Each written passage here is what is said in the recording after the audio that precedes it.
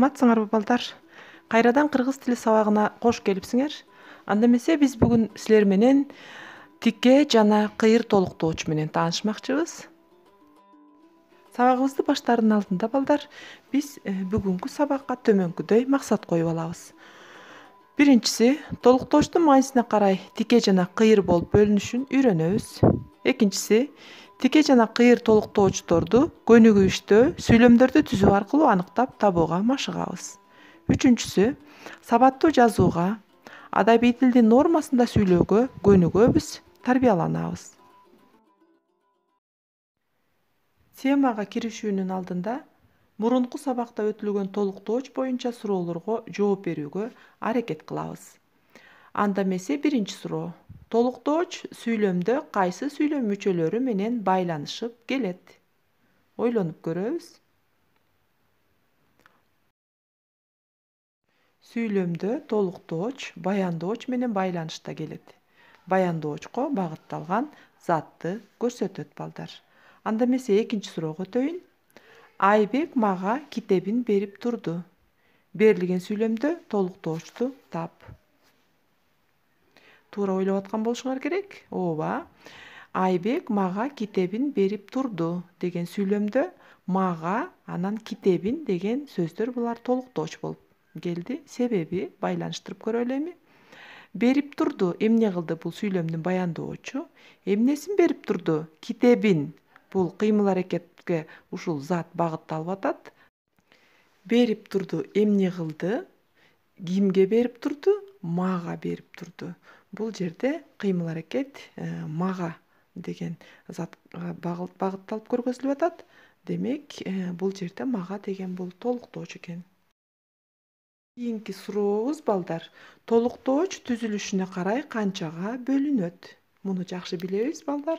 Анда эмесе туура жоону ачайын. Толуктооч бул түзүлүшүнө карай жөнөкөй жана татаал толуктооч болуп эки топко бөлүнөт экен балдар. Азаматсыңар. Анда жаңы темабызга киришебиз. Биз толуктоочту бир сыйра кайталап алдык. Бүгүнкү биздин өтө турган темабыз жана жогоруда айткандай эле тике толуктооч менен кыйыр толуктоочтун бири-бирине болгон айырмачылыктарын биз аныктайбыз. Анда эмесе башында биз өткөн сабакта толуктооч деген сөздү уңгу жана мүчөгө ажыратып көргөнбүз.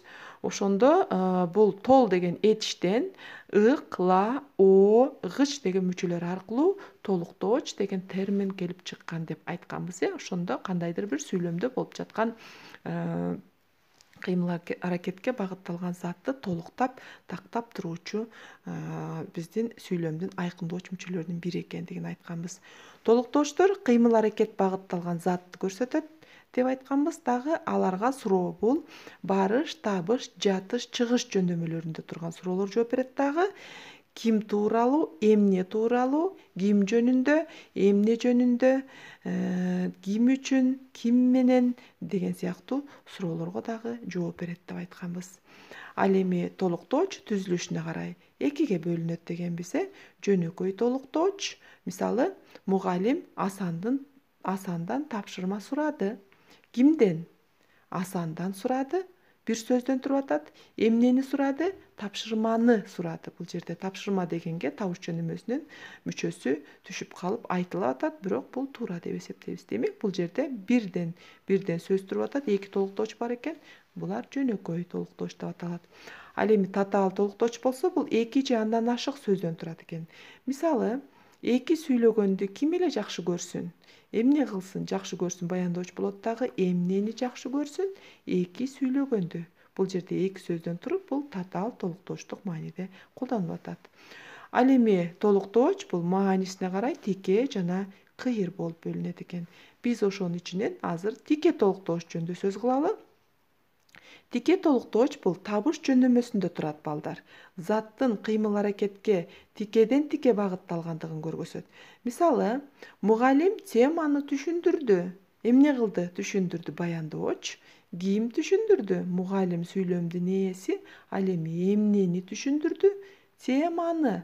Бул табыш жөндөмөсүндө туруп, кыймыл аракет багытталган сөз тикеден тике көргөзүлүп атат. Ошон үчүн муну биз тике толуктооч дейбиз. Ал эми кыйыр толуктооч болсо, бул барыш, жатыш, чыгыш жөндөмөлөрүндө туруп кыймыл аракеттин кыйыр түрүндө багытталгандыгын көргөзөт да. Мисалы, апам мага жаңы китеп сатып берди. Эмне кылды сатып берди? Кимге сатып берди? Мага. Бул барыш жөнөмөсүнө туруп атат балдар. Экинчиси, мындай китеп менде жок экен. Кимде жок экен? Менде. Бул жатыш жөнөмөсүндө туруп атат. Үчүнчүсү, катты сенден алдым. Кимден алдың?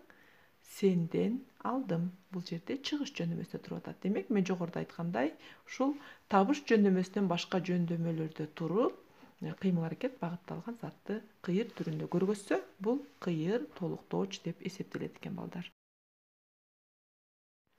Балдар, анда биз жаңы теманы жакшылап түшүнүп алыш үчүн, дагы тереңдетип өзүбүздүн ооз-эки жазуу кебибизди тереңирээк колдонуш үчүн төмөнкүдөй көнүгүүлөр менен дагы бышыктап көрөлү билимибизди. Анда биринчи көнүгүү: алар көптөн бери бүтпөгөн талашты чечишти деген сүйлөм турат. Берилген сүйлөмдөн биз тике толуктоочту тапканга аракет кылып көрөлү. Бул жерде варианттар жазылган: талашты, калыс чечүү үчүн. Ушул берилген варианттагы сөздөрдүн кайсынысы бул тике толуктооч боло алат? Мен жана силерге айтканмын, тике толуктооч деген бул табыш жөнөмөсүндө турат деп. Демек, силер туура таптыңар. Анда эмесе мен туура жообун айтайын. Бул жерде алар көптөн бери бүтпөгөн талашты чечишти деген сүйлөмдө эмнени чечишти? Талашты. Табыш жөнөмөсүндө ушул сөз турат. Демек, А варианты туура деп эсептейбиз. Кийинки суроого өтөлү балдар. Кыйыр толуктоочту тап дейт. Тебетей көрпөдөн кыюуланып, абдан кооз жасалган экен деген сүйлөм турат. Бул сүйлөмдөн биз кыйыр толуктоочту табышыбыз керек экен. Мен жана эсиңерде болсо айтканмын, кыйыр толуктооч бул барыш, жатыш жана чыгыш жөнөмөлөрүндө турган суроолорго жооп берет деп. Туура таптыңар болуш керек. Анда мен туура жообун ачтым. Тебетей көрпөдөн кыюуланып, абдан кооз жасалган экен деген сөз сүйлөмдө эмнеден жасалган экен? Көрпөдөн. Бул чыгыш жөнөмөсүнө туруп, кыймыл аракеттин кыйыр түрүндөгү багытталган затын көргөзүп атат. Кийинки суроого өтөйүн. Берилген сүйлөмдө кандай толуктоочтор бар дейт. Мен сүйлөмдү окуйм балдар. Мусакан табакты алды да казандагы койдун этин сүзүп келди. Ойлонуп көрөбүз. Кайсыл толуктоочтор бар? Тике толуктооч барбы же кыйыр толуктооч барбы? Ошону сурап атат экен бизден. Ойлонуп туура жообун таптыңар болуш керек. Анда мен силерге туура жоопту көргөзөйүн.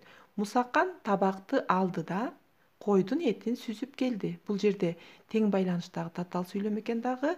Эки жөнөкөй сүйлөмдү өз-өзүнчө талдайбыз. Мусакан табакты алды. Эмне кылды? Алды баяндооч. Эмнени? Табакты. Табыш жөнөмөсүнө туруп атат. Экинчи сүйлөмгө өтөбүз. Койдун этин сүзүп келди. Эмне кылды? Сүзүп келди. Баяндооч болот дагы. Эмнесин сүзүп келди? Этин. Бул толуктооч болот. Демек, бул жерде эки сөз тең, тике толуктооч. Мына балдар, жаңы теманы дагы ар кандай мындай көнүгүүлөр менен, тесттик суроолор менен бышыктап алдык. Андан ары дагы тереңдетип билимибизди бышыктоо максатында окуу китептериндеги көнүгүүлөр менен иштеп көрөлү. 166 көнүгүү. Бул көнүгүүдө сүйлөмдөгү баш мүчөлөрдү табуу менен андан толуктоочторду багындыруучу түгөйлөр менен көчүрүп жазат экенбиз. Мен силерге ушул жерден бир сүйлөмдү алдым дагы, ошону силерге үлгү катарында көргөзүп берем. Ошого карап, анан кийинки көнүгүүдөгү кийинки сүйлөмдөрдү улантып жазып кетесиңер балдар. Мисалы, Энесай деген дайранын боюнда өмүр сүрүп, аларды Энесейде деген аял башкарыптыр деген сүйлөм. Бул жерде эмне кылыптыр? Башкарыптыр сүйлөмдүн баяндоочу. Кимдерди башкарыптыр? Аларды. Бул толуктооч. Мына ушул мен сүйлөмдөн толуктооч жана анын багындыруучу түгөйүн кошо алдым дагы, аларды башкарыптыр деген сөздү белгилеп, анын багындыруучусу бул толуктооч сөз, бул аларды деген тике толуктооч болду дагы. Багындыруучу баяндооч бул башкарыптыр деген сөз. Калгандарын дагы мына ушундай кылып туруп силер улантып иштейсиңер балдар. 167 көнүгүү. Бул көнүгүүнү дагы 166-га окшошураак кылып иштейбиз, бирок бул жерде биз графаларга бөлүп алып туруп иштейбиз. Бул көнүгүүдө толуктоочторду дейт баяндоочу менен көчүрүп жазып, тике же кыйыр экенин аныктайсыңар. Ошон үчүн бизге тагыраак болсун үчүн биринчи графага тике толуктооч деп, ал эми экинчи графага кыйыр толуктооч деп бөлүп туруп, анан кийин жазып чыгасыңар. Мен силерге үлгүсүн көргөзөм. Ошол 167 көнүгүүдөгү 5 сүйлөмгө мен мисалдарды тапканмын, калгандарын силер улап кетесиңер. Анда тике толуктоочко коюлган сүйлөмдөрдү окуйм мен. Кудуреттин өз мойнуна алат. Эмне кылат? Алат. Эмнесин алат? Кудуреттин. Табыш жөнөмөсүнө турду. Тике толуктооч. Кийинкиси муну ким берди? Эмне кылды? Берди. Эмнени? Муну. Бул дагы тике толуктооч. Эшикти шыңгыратты. Эмне кылды? Шыңгыратты. Эмнени? Эшикти. Бул дагы тике толуктооч. Ал эми кыйыр толуктоочко дагы төмөнкүдөй мисалдарды келтиргенмин. Карылыкка моюн бергиси келбейт. Эмне кылат? Моюн бергиси келбейт. Эмнеге? Карылыкка. Бул барыш жөнөмөсүнө туруп кыйыр толуктооч болду. Күнгө умтулат. Эмнеге умтулат? Күнгө. Бул барыш жөнөмөсүнө туруп атат. Алганына кубанбайт. Эмнесине? Алганына. Барыш жөнөмөсүнө туруптур. Мына ошентип мен силерге 6 сүйлөмдү мисал кылып көргөзүп бердим 167 көнүгүүдөн. Калгандарын дагы ушул үлгүдөй кылып улантып жазасыңар балдар. Көнүгүүлөрдүн жазуу шарты түшүнүктүү болгон болсо, анда мен бүгүнкү тема боюнча жыйынтыктоочу суроолорго кезекти беремин балдар. Тике толуктоочко кандай суроолор берилет? Эстеп көрөсүңөр, баарыбыз жакшы билебиз. Тике толуктоочторго кимди, эмнени, кимисин, эмнесин деген суроолор берилет. Ал эми кыйыр толуктоочко кайсы жөндөмөнүн мүчөлөрү уланат? Барыш, жатыш жана чыгыш жөндөмөлөрүнүн мүчөлөрү уланат экен балдар. Анда эмесе үйгө тапшырма алып алалы. Окуу китебинин 155 бетиндеги таблицаны эреже дептериңерге көчүрөсүңөр балдар. Эреже дептерге көчүрүлгөн ошол таблицадагы түшүндүрмөнүн маанисин жакшы тереңирээк билип туруп, анан мага мисалдар менен видео тапшырма жасайсыңар. Видео тапшырмада кадимкидей ошол таблицаны көргөзүп, түшүндүрүп, мисалдар менен далилдегенге аракет жасап көргүлө. Урматтуу балдар, толуктоочтун маанисине карай бөлүнүшү менен толук тааныштык. Сөздөрдү кебибизде так, уккулуктуу, өз орду менен пайдалансак, сабаттуу жазсак, анда бул биздин утушубуз. Силер да бүгүнкү сабактан бир канча сабаттуулукка жол ача турган илим алдыңар жана аны өз кебиңерде колдоносуңар деген ишеничтемин.